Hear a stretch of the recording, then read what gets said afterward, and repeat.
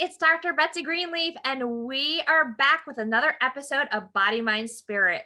On today's show, we're going to be talking with Claudia Muehlenweg, who is a holistic vision expert. So I'm very excited to be talking with you today, Claudia. Thank you so much for being here. Hi, Betsy. I'm so excited to be here. How did you become a holistic vision coach?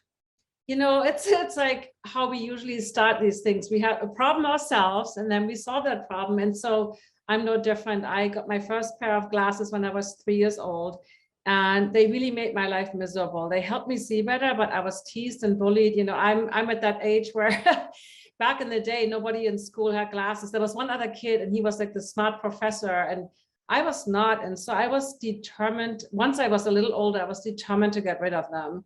And so I researched everything. I found natural vision improvement pretty early on in my teenage years, and I was able to get rid of my glasses then, but then I was back in glasses in my late 30s as I was going through a difficult divorce. And then I did this again. So I've done it twice in my life. And just a backstory, I was farsighted. I had a convergent squint, so my right eye was going in, depth perception challenges, and I couldn't read anything. I couldn't read anything up close. Any close work was challenging for me.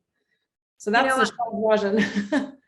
I have to say, I never wore glasses in my life. And it was so incredibly frustrating when at the age of 40, I walked into the eye doctor and I said, I had two little ones at the time, the toddlers. And I was like, I can't read them a bedtime story. My arms aren't long enough. And the eye doctor didn't even look at my eyes. They picked up my chart. They looked at my date of birth and they go, yeah, you're in your 40s. That's when it starts happening. Just learn to deal with it. So now here I am. But you've said that there are ways that you can go without glasses. Yeah. And, I got rid of my glasses for the second time around like my early 40s. So when most people actually get into glasses, like you said, and it drives me nuts that we kind of have this thing, oh, you're a certain age and this and that is about to happen, as if it's kind of there's nothing you can do. And this is really one of my biggest messages, is we can always do something. And just like in your work, right, we have a lot of control over this. So basically, I discovered that my work is based on the Bates method. And Dr. Bates wrote a groundbreaking book in 1920, Perfect Sight Without Glasses. And that was really the foundation. I didn't buy his original book, but I bought other books. There's a lot of other books out there. And I realized both back then, when I was in school as a kid, I was super stressed. And also in my late 30s, when I went through a really challenging divorce, I was super stressed. And when you just described your little kids, bedtime stories, I was a single mom when my kids were 4 and 6. And so, we barely sleep, right? We have super stress. I worked in advertising, and I realized at some point I had this epiphany. This is what happened. I had this epiphany one night. I came home from a party. I was already separated, tried to go out and have fun, and I got lost in downtown LA. That was in the days of the Thomas Guide. I don't know if anybody lives in LA, like this teeny tiny print.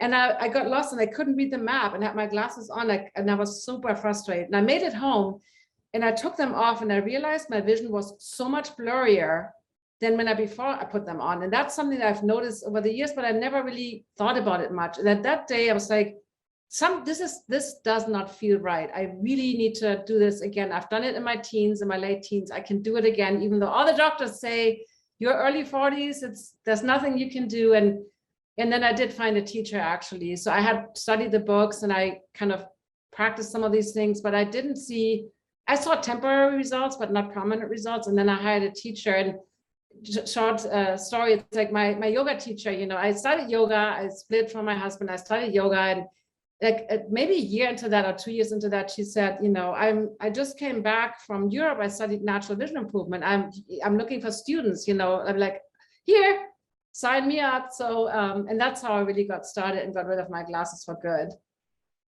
That's the thing. So in traditional medicine, they're just like, well, we don't know exactly why people have eye problems. You're either born like it, you develop it, or as we age, they're like, oh, it has something to do with the muscles or the ligaments, or that we don't know, but just wear glasses. And I know, like, my story is very common in that I started off with my first pair of glasses, and then like a year or so into it, all of a sudden I'm like, I can't see with my glasses. And now I'm like, got to get a new prescription and then a new prescription. And I feel like I'm going down the road of, you know, increasingly more prescriptions. And when I take off my glasses now, I'm like, I used to be able to see across the room. I can't see across the room now. So it's not no longer like can't read a book. Now I can't like, see down the road.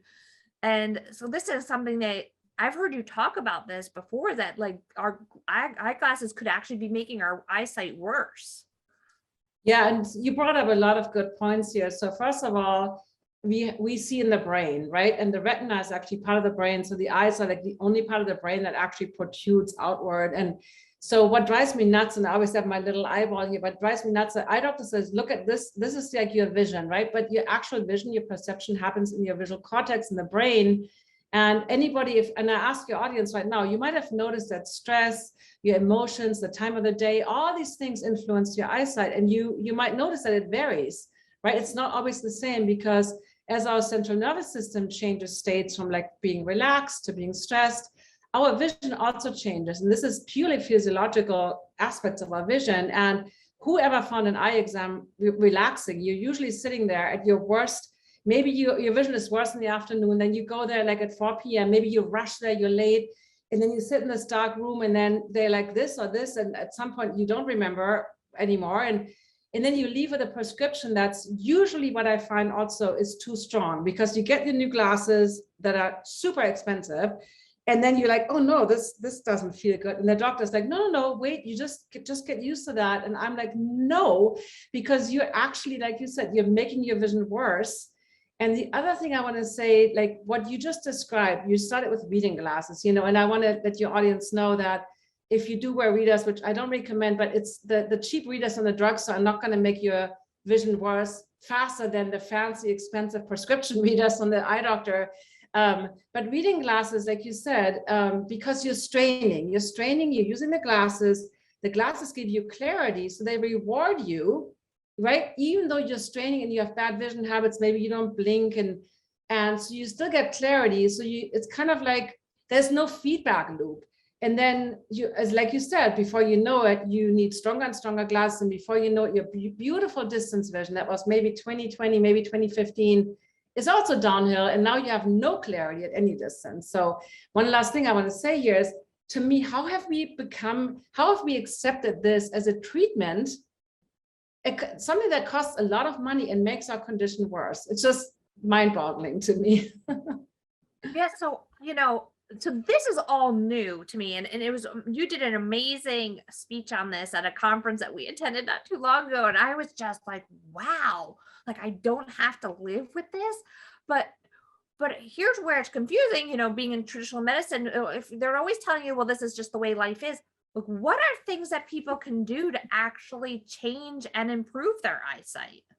So yeah, I love that question. So good vision is really based on, again, being in that relaxed state, being in that parasympathetic nervous system state. That's why we call it rest and digest. And we can't always be in that state, obviously, right? There's a reason, and stress is not a bad thing unless it's, something that becomes a consistent thing in your life.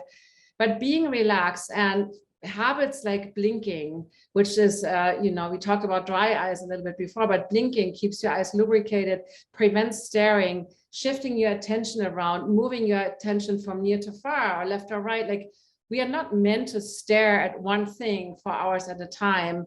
So like also sunlight has been demonized, really. Like, we've been told that it's super dangerous to be outside without sunglasses, but the eyes are the organs of light perception.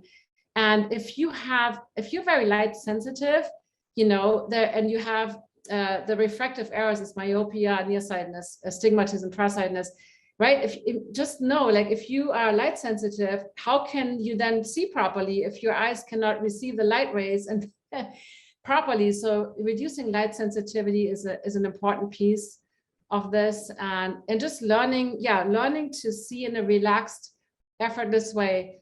I always use the other senses. Think about your sense of smell or your sense of taste or touching. You don't really make a huge effort, right? It's kind of like the smell comes to you, the sound comes to you, and vision is no different. It's a receiving of light rays, and then your brain interprets that information from the retina.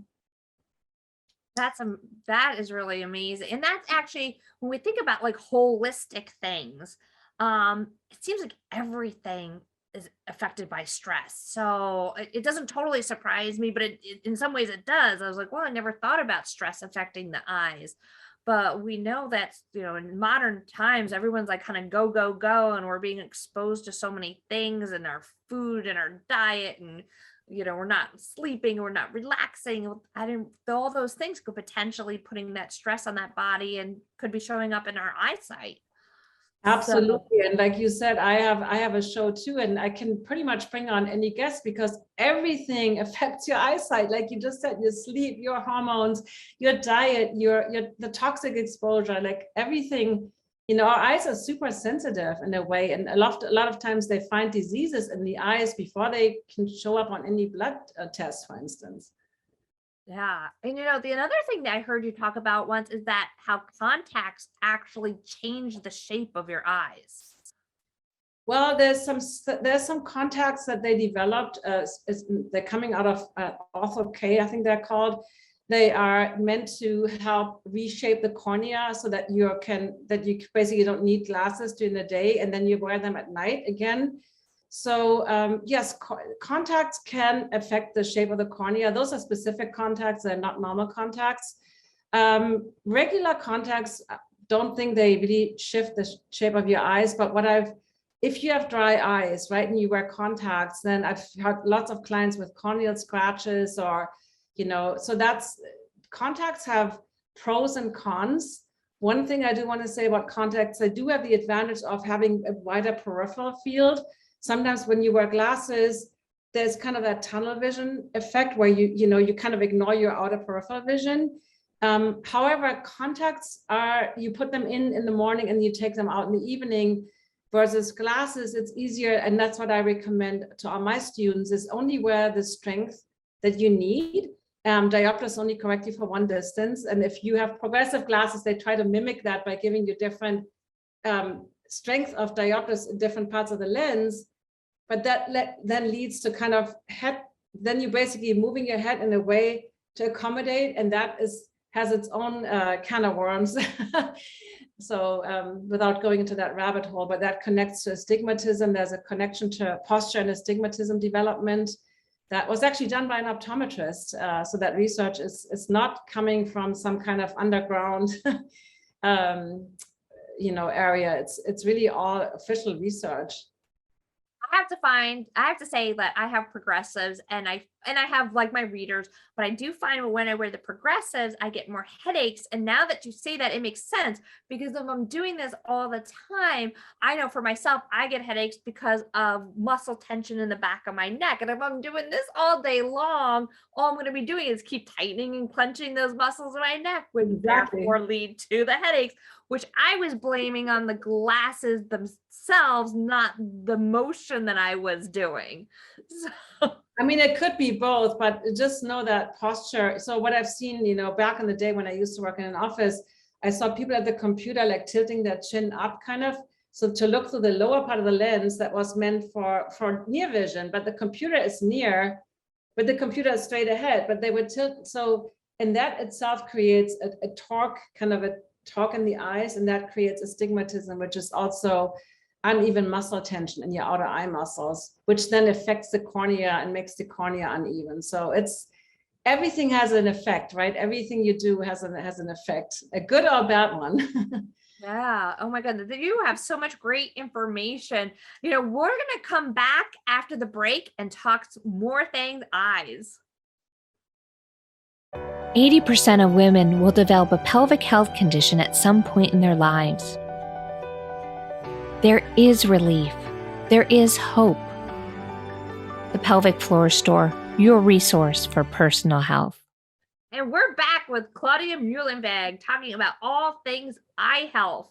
So, Claudia, what we were talking about earlier before we started, I want to talk about dry eyes for a little bit, because I noticed that seems to be a really big topic. I mean, I see so many different commercials on TV now for different eye drops for dry eyes, which I didn't even know was a thing.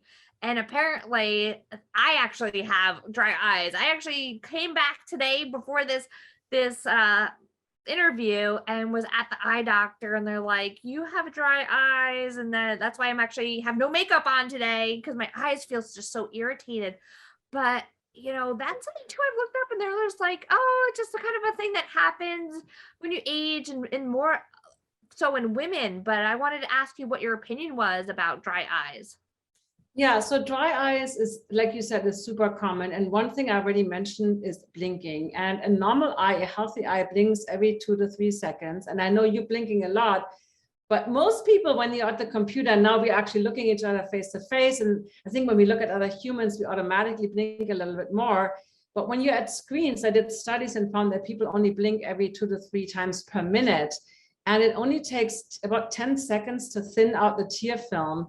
So now you're looking at these screens, you don't blink, and then the eyes, and then maybe in the winter, we have the heating and that dries out the eyes more. Another thing that I recommend is something called palming, which is a rest for the eyes. And basically, it's also known in yoga, but you cover your closed eyes with your cupped hands, and we can try it out if you want. You would have to take your glasses off. But basically, so obviously you want to have clean hands, right? Rub your hands together and create a little bit of energy. And then you cup your hands and you cover your closed eyes. And ideally, you want to rest your elbows on something so that you can completely relax your shoulders. And then take a few deep breaths.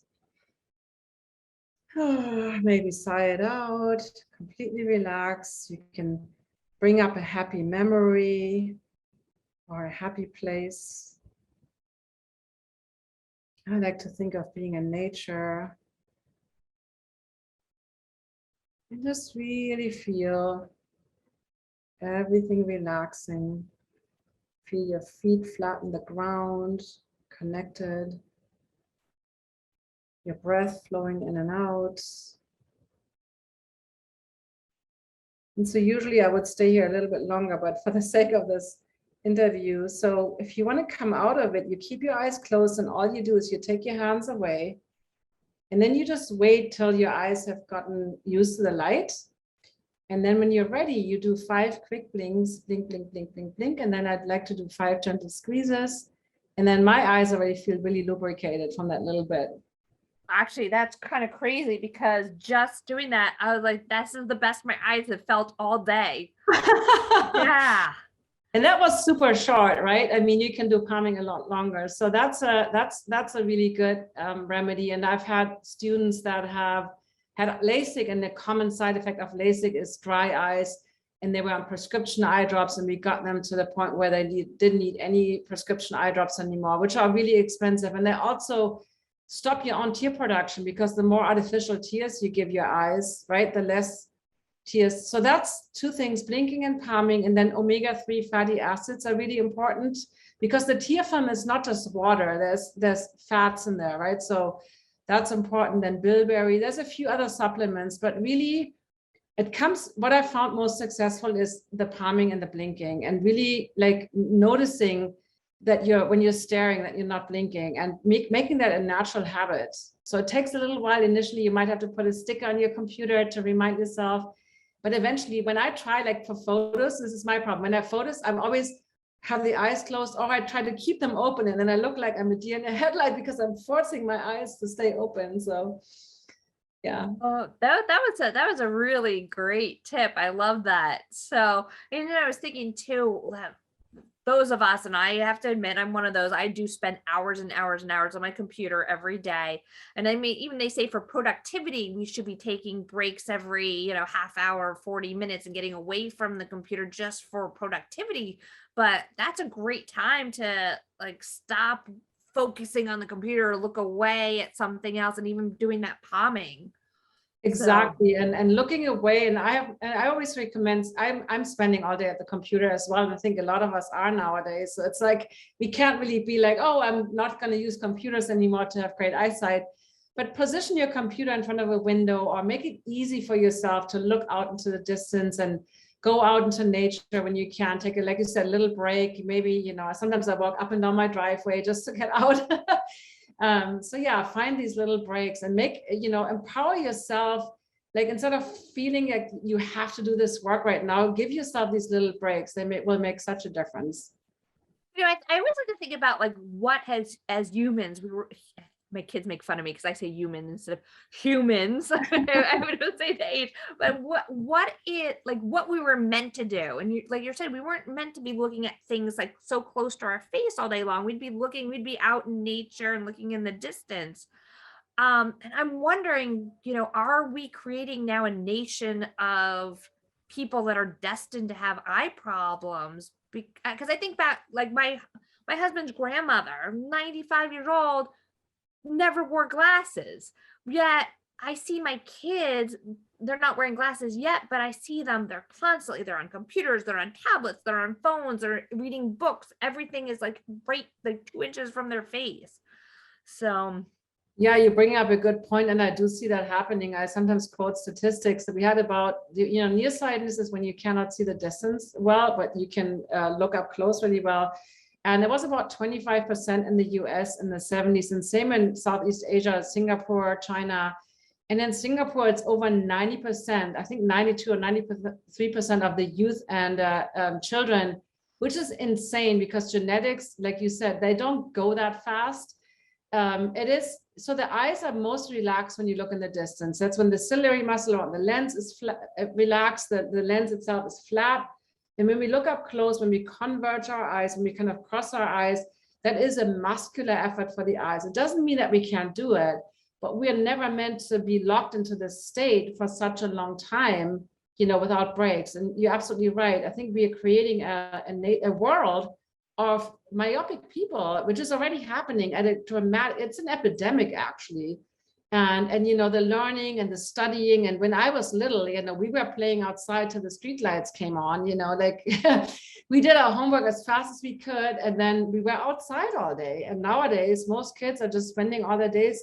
And this is one thing I want to share. There's a study, actually several studies confirm this. They looked at children that played outside for 2 or more hours each day, and those that did not, that were more indoor, kind of bookworms or video games. And they found the rates of myopia dramatically less in the kids that were playing outside. So they think that the sunlight or the natural daylight stimulates dopamine receptors in the retina, because when you're nearsighted, what happens, your eyeball goes too long. And so they feel like that the sunlight actually helps to make the eye grow into the correct shape. So, I mean, that makes sense, right? Nature, when you think about it, it makes total sense. oh my goodness. And the other thing I see so much, like everywhere being sold, are these blue light blockers. So I wanted to ask you, what are your opinion about the blue light blockers? Great question. I love that one. So here's the thing. We do need blue light. We need blue light from the sun. We need blue light for our circadian rhythms, for our melatonin production to stop in the morning, that we are awake and energized. And then in the evening, we want to produce melatonin so that we get sleepy. And so I personally don't like blue blockers. I do have software on my computer, because computers have a whole lot more blue and green and basically no red tones. So, but I want that blue light from, to have energy. I don't want to block everything and then feel like really tired. So I use software on my screens, on my phone.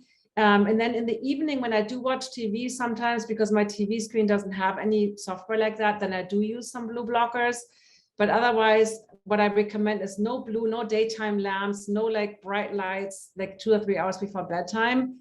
And that includes devices, obviously, right? So then either put blue light blockers on, blue blockers, or I prefer the software. I don't like stuff on my face, to be honest. Yeah. I've even gone as far as trying some of those light blockers at night where they're like red lenses. Yeah. I personally can't tolerate looking through the red lenses. I feel like I'm a vampire. It's like I'm in some cave. Yeah, I have some yellowish ones that can be nice, but yeah, when you watch TV, obviously it just, it changes the colors of everything. Infrared light is actually good for the eyes, but it's for free in sunlight, right? You don't have to buy a fancy infrared lamp. You can just go outside into nature and get that for free. What are there other things that you want people to understand about eyes and vision? Yeah, there's one thing that really blew my mind when I first learned this, and that's the anatomy of the eyes, we've probably all remember these drawings in school, you know, those kind of side cuts into the eye. And there was always the light rays always fell onto the retina, into this little spot called the fovea, which is inside the macula. And that's the size of a pinhead. And that's really the only area in our eyes where we have perfect vision.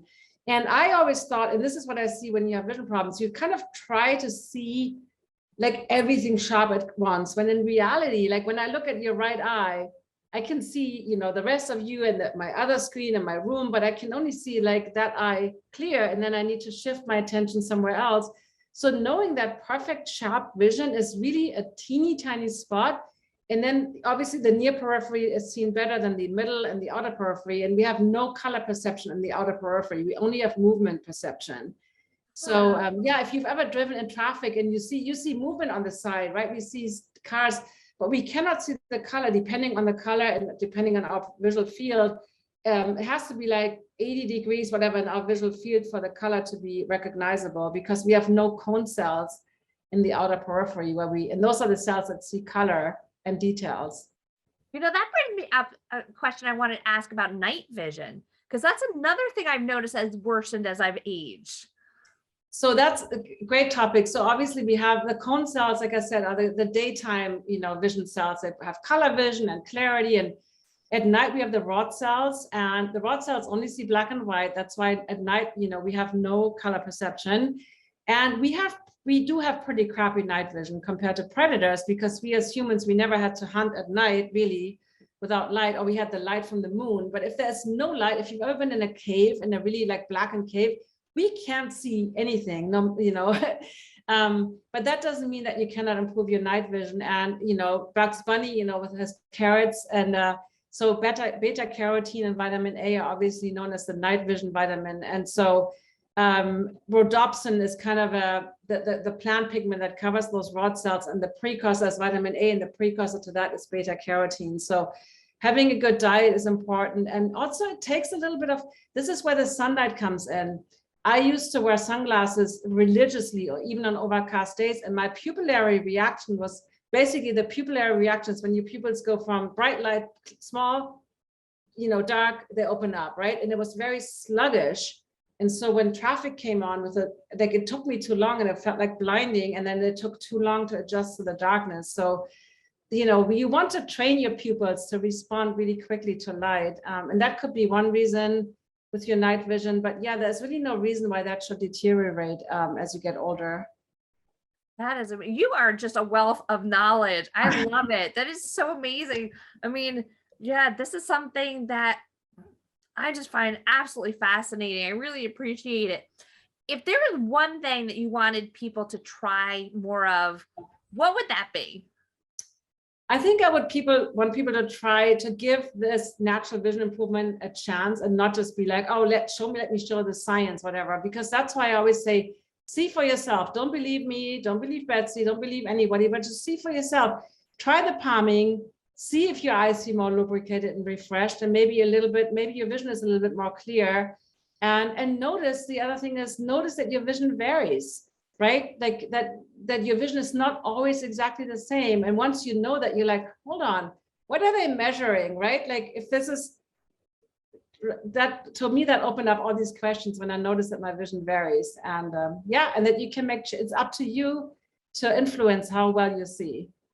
That's amazing. Where can people find out more information about you? So I have a website. I have to be totally honest, I haven't been good at updating it recently, but myholisticvision.com is my website. And then I also have a free gift for your listeners. It's called 10 Habits for Healthy, Happy Eyes. That includes the palming, and it has detailed descriptions of that. And you can find that you have to put in the www.naturallyclearvision.com and then /10 habits, like the number 10 and then habits. Oh, that's awesome. Thank you so much. So I want to thank everybody for watching another episode of Body, Mind, Spirit. So make sure you go check out Claudia's website and go also get that free gift. When you're done with that, go to WYTV7.org. Check out our other programs that we have on there, some amazing programs. And don't forget to hit the donate button, because every dollar that you donate helps us create great programming like this today, and also helps us to support the community. So you can see all of our community programs that we have out there. And follow me on social media, and don't forget to come back for another week of Body, Mind, Spirit next week on Wednesdays. And thank you so much, Claudia, for being with us today. Thank you for having me.